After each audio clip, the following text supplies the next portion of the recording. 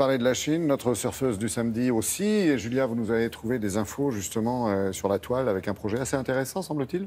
Oui, c'est vrai qu'on parle souvent de la Chine comme l'un des plus gros pollueurs du monde. Eh bien, pour une fois, le pays est À juste concerné. titre. Oui, à juste titre, tout à fait. Et jusqu'à présent, c'est vrai qu'il n'était pas très concerné par le problème. Ça change, et c'est tant mieux, à travers des mesures mises en place pour réduire cette pollution, comme celle-ci, la construction de la première Forest City, la première ville forestière. C'est-à-dire que c'est un projet complètement nouveau, novateur, pour lutter vraiment contre la pollution. L'idée, c'est de construire une communauté de gens qui accueillera à peu près une 30 000 personnes, 1 million de plantes, 40 000 arbres, là pour absorber plus de 10 000 tonnes de dioxyde de carbone.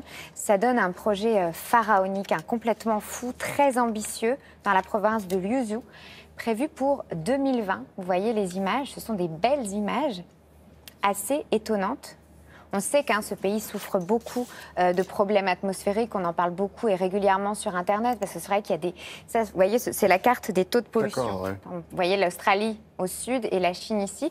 Et c'est un pays dans lequel, par exemple, on peut vendre des bouteilles d'air pur, et ça marche très bien en Chine. Enfin, vous voyez, des projets comme ça qui mènent à rien, évidemment. Et celui-ci est, pour le coup, assez intéressant. Merci beaucoup, ma petite Julia.